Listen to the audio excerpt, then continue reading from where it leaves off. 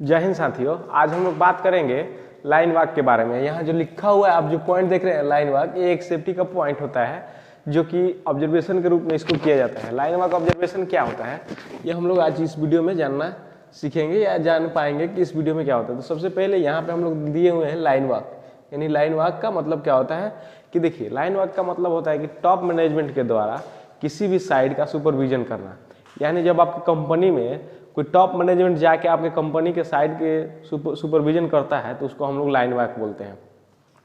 जैसे कि मान लीजिए आपके कंपनी के एक साइड चल रहा है, ठीक है, और उस साइड पे देखिए मालिक तो बार बार नहीं जा पाएगा ना साइड को देखने के लिए, मंथ में वो एक बार जाता है, इसलिए हम लोग लाइन वाक उसको बोलते हैं। लाइन वाक में क्या होता है कि देखिए टॉप मैनेजमेंट, अगर टॉप मैनेजमेंट की अगर हम लोग बात करेंगे तो टॉप मैनेजमेंट हमारा कौन कौन सा हो सकता है वो हम लोग देख लेते हैं पहले। टॉप मैनेजमेंट, तो पहला हमारा होगा प्रोप्राइटर,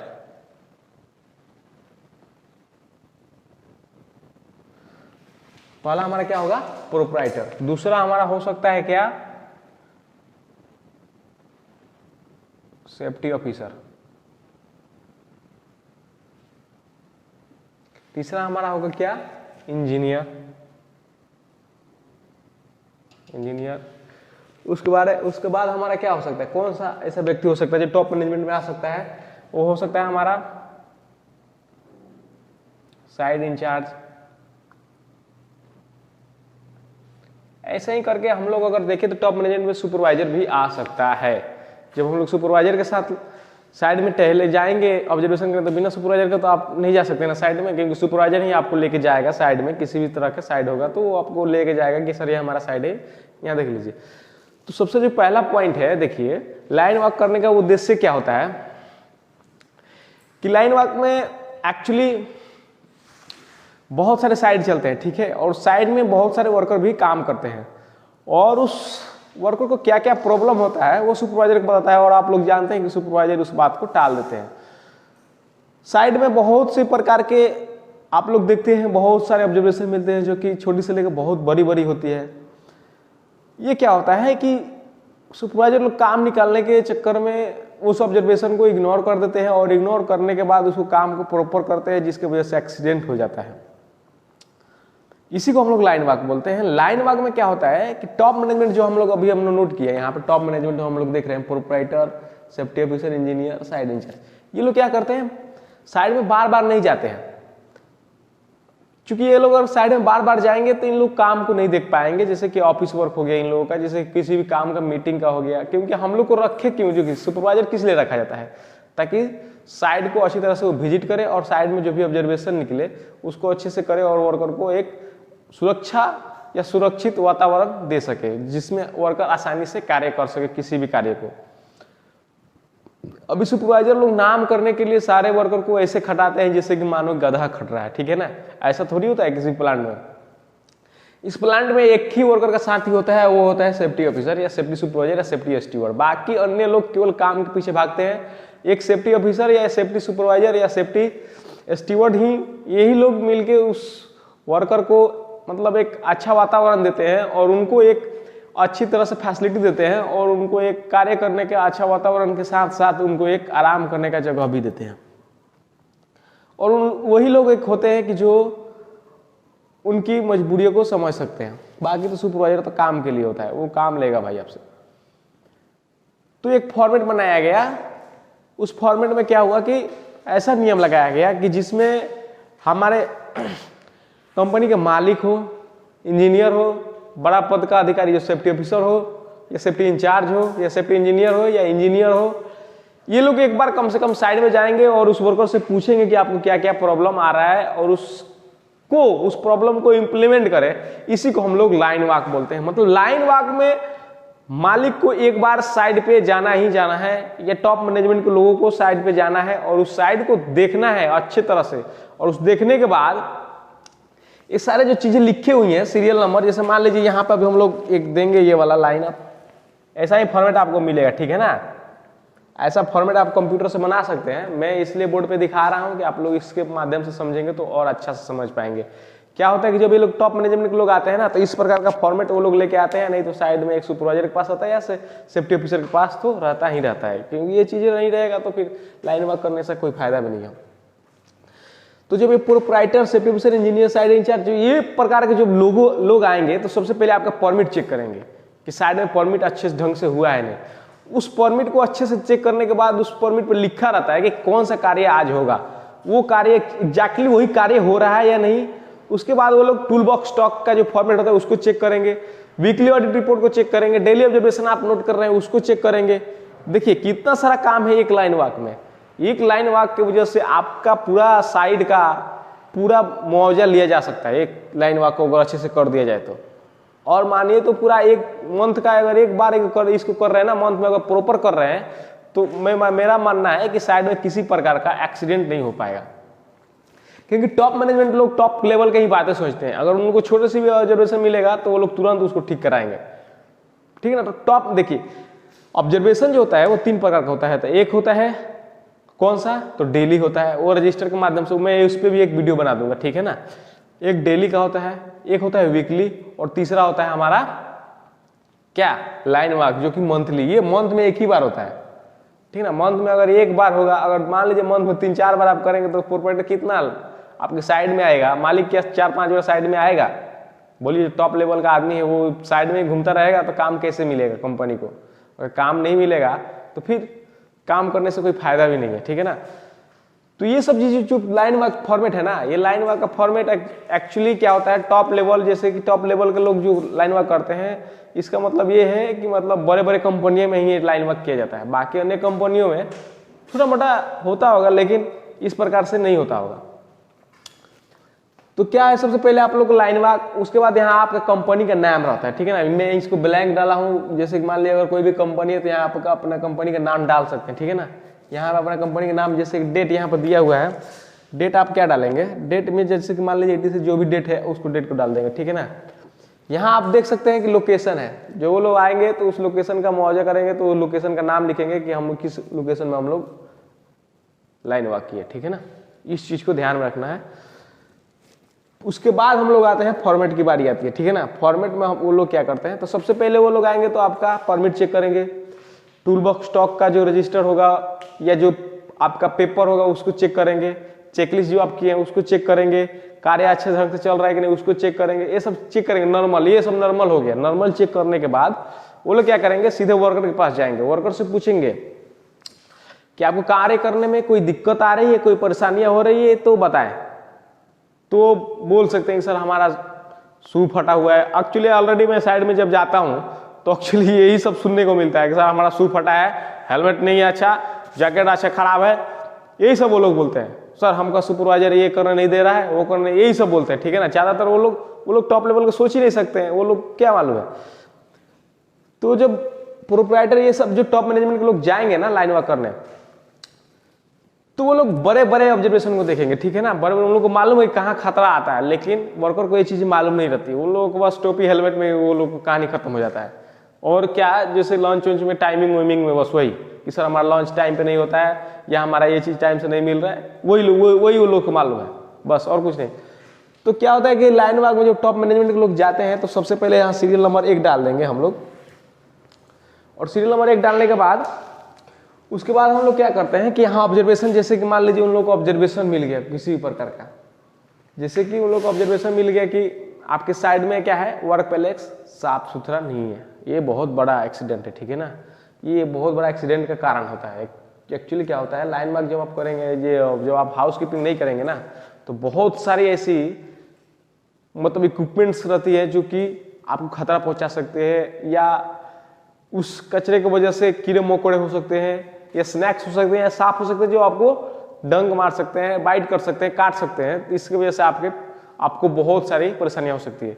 तो मान लीजिए एक एग्जांपल के तौर पे मैं बता रहा हूँ, साइड पे तो आप जाएंगे तो आपको बहुत सारे ऑब्जर्वेशन मिलेगा। मैं एक एग्जांपल बता रहा हूँ कि ये 4 लोग हैं, ठीक है ना। 4 लोग गए साइड को देखने के लिए, तो उनको ऑब्जर्वेशन मिला कि हमारा जो वर्क प्लेस है वो साफ सुथरा नहीं है फाइनली, ठीक है ना। ये ऑब्जर्वेशन हिंदी में, ठीक है ना, मैं इंग्लिश में लिख रहा हूँ। क्या लिखेंगे, लिखेंगे यहाँ पे ड्यूरिंग, मतलब during the line walk. We found the work place is not neat and clean. ये हमारा इंग्लिश हो गया, इंग्लिश का पॉइंट हो गया, ठीक है ना। अब इसमें क्या होता है, ये इसका मतलब हुआ कि ड्यूरिंग द लाइन वॉक, मतलब लाइन वॉक के दौरान हम लोग पाए कि वर्क पैलेस साफ सुथरा नहीं है। अब बताइए ये चीज, मतलब एक एग्जाम्पल के तौर पे मैंने लिखा हुआ है, यहाँ पे जो पॉइंट लिखा हुआ है वो एग्जाम्पल के तौर पे लिखा हुआ है ये, क्योंकि हम लोग इस फॉर्मेट में जानने के लिए चीजें लिख रहे हैं। इस प्रकार का ऑब्जर्वेशन अगर मिलेगा तो लोग बोलेंगे कि इसको तुरंत ठीक करिए, तो तुरंत ठीक करने का बोलेंगे हम लोग करेक्टिव एक्शन, जो यहाँ पर लिखा हुआ है, ठीक है ना। करेक्टिव एक्शन का मतलब होता है कि आप किसी भी ऑब्जर्वेशन को तुरंत ठीक करेंगे, उसको करेक्टिव एक्शन बोलेंगे। प्रिवेंटिव एक्शन लिखा हुआ है यहाँ पे। प्रिवेंटिव एक्शन का मतलब होता है कि आप उसके बाद ऐसा क्या अपनाएंगे कि वो दोबारा भविष्य में वैसा गलती ना हो, वैसा ऑब्जर्वेशन देखने को ना मिले अपने साइड में।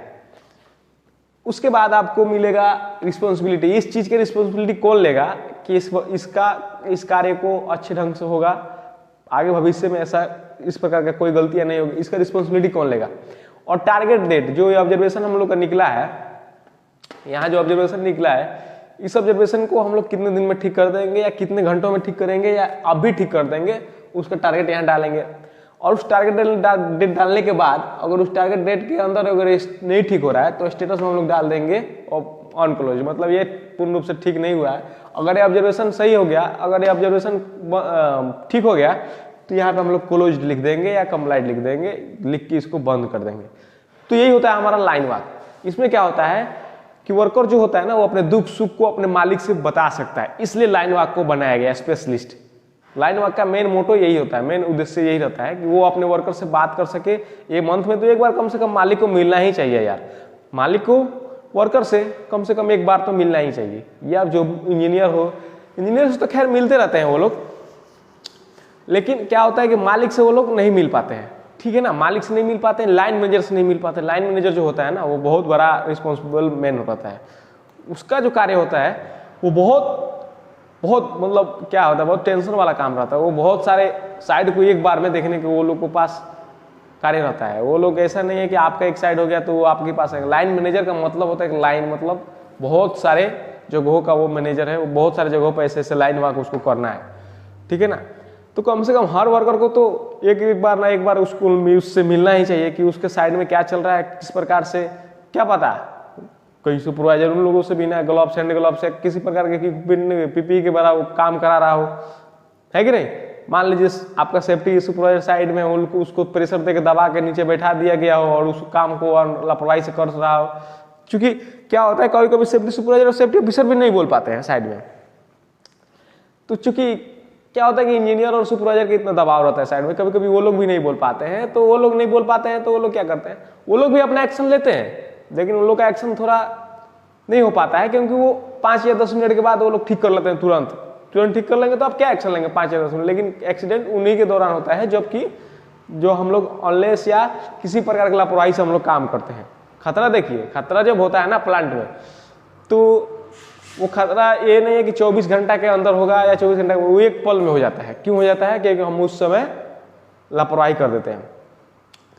तो वो लोग दबाने की कोशिश करते हैं। तो क्या होता है, प्रोप्राइटर जब आते हैं ना, इंजीनियर आते हैं, लाइन मैनेजर जब आते हैं, लाइन मैनेजर यहाँ मैंने लिखा है, लाइन मैनेजर जब आते हैं ना, तो उन लोग से क्या करते हैं, वर्कर बोल देते हैं कि सर हमको ये प्रॉब्लम आ रहा है, हमारा सुपरवाइजर ऐसा नहीं करने दे रहा है और वो अनसेफ काम करा रहा है हमसे। तो वो लोग सुपरवाइजर का वाट लगाते हैं और वाट लगाने के बाद इस चीज को फिर, जैसे कि मान लीजिए कार्यस्थल साफ नहीं मिला तो वो तो ऑब्जर्वेशन लिखवा दिए, अब उसके बाद क्या लिखेंगे, करेक्टिव एक्शन। करेक्टिव एक्शन क्या लिया बताओ, इसको जल्दी करो ठीक। तो वो क्या क्या लिखेंगे, जैसे ये काम होता है सेफ्टी ऑफिसर का, ठीक है ना। तो वो क्या करेगा, यहाँ लिखेगा stop the all activity, stop the all activities and inform to supervisor and clean the work palace, मतलब तुरंत का तुरंत कार्य को बंद करो, उसके बाद सुपरवाइजर को बुलाओ, सुपरवाइजर को बुलाने के बाद उस एरिया को साफ करो, उसके बाद काम को स्टार्ट करो, ठीक है ना। आपने स्टार्ट करो। अब प्रिवेंटिव एक्शन में क्या होता है कि प्रिवेंटिव एक्शन किस लिए दिया गया है, क्योंकि प्रिवेंटिव एक्शन में आप ऐसा क्या लेंगे कि भविष्य में ऐसा गलतियां ना हो सके, ठीक है ना। तो सबसे पहले क्या करेंगे यहां पे, वार्निंग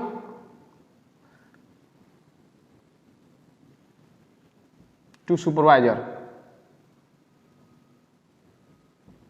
एंड, सबसे पहले तो हम लोग क्या करेंगे, वार्निंग दे देंगे सुपरवाइजर की, भैया आप इसके बाद से ऐसा गलती नहीं करोगे, नहीं तो you have take the penalty, मतलब आपके पास अगर आप इस प्रकार गलती करेंगे तो आपको पेनाल्टी देना पड़ेगा। तो जरा सोचिए, अगर आप किसी व्यक्ति को पेनाल्टी के रूप में अगर उसको बता देंगे, बोलेंगे, तो क्या गलतियां वो करेगा, क्या कभी नहीं करेगा, ठीक है ना। तो ये तो हो गया हमारा पेनाल्टी। अब एक क्या होता है कि देखिए हाउसकीपिंग का भी एक चेकलिस्ट आता है जो कि पर डे करेंगे, तो आपको पर डे हाउसकीपिंग भी करना पड़ेगा। तो जब आप चेकलिस्ट को फॉलो करेंगे, before the start the work follow the checklist of housekeeping, मतलब हाउसकीपिंग चेकलिस्ट का आप लोग कंटिन्यू फॉलो करिए। और फॉलो करने के बाद पहले आप 5 मिनट कम से कम साइड पे, ऐसा प्रोप्राइटर बोलेंगे, प्रोप्राइटर बोलेंगे, ठीक है ना, लाइन मैनेजर बोलेंगे, मैं बोल रहा हूं, बता रहा हूं आपको कि कैसे वो लोग बोलते हैं। पहले वो बोलेंगे कि 5 मिनट कम से कम साइड पे अब हाउसकीपिंग होना चाहिए सुबह में, उसके बाद आप कार्य, किसी भी कार्य को करेंगे, नहीं तो आपको क्या होगा, आपको पेनाल्टी देना पड़ जाएगा सुपरवाइजर को। सुपरवाइजर बोले, सुपरवाइजर साहब आपको पेनाल्टी देना पड़ेगा अगर इस प्रकार का ऑब्जर्वेशन मिलेगा। और थोड़ा मोड़ा वो लोग क्या बोलते हैं, सेफ्टी अफसर को भी और सेफ्टी सुपरवाइजर को भी बोलते हैं कि आपको जब सेफ्टी देखने के लिए बोला गया है, रखने के लिए बोला गया है, तो आपका ये दायित्व बनता है कि आप अपने साइड में इस प्रकार की गलतियों को ना किया जाए। लेकिन आप लोग भी नहीं कुछ बोलते हैं, वो लोग सुपरवाइजर को, सेफ्टी वाले को भी बोलेंगे, ठीक है ना। इसलिए लाइन वॉक, देखिए लाइन वॉक का मोटो यही रहता है कि ऊपर से नीचे तक सिस्टम हिल जाएगा टॉप मैनेजमेंट के द्वारा, और हिल जाएगा एक बार तो वो लोग इस चीज को, गलतियां को नहीं दोहराएंगे। दूसरा पॉइंट है रिस्पॉन्सिबिलिटी कौन लेगा, तो इसका रिस्पॉन्सिबिलिटी कौन ले सकता है, सुपरवाइजर या सेफ्टी ऑफिसर,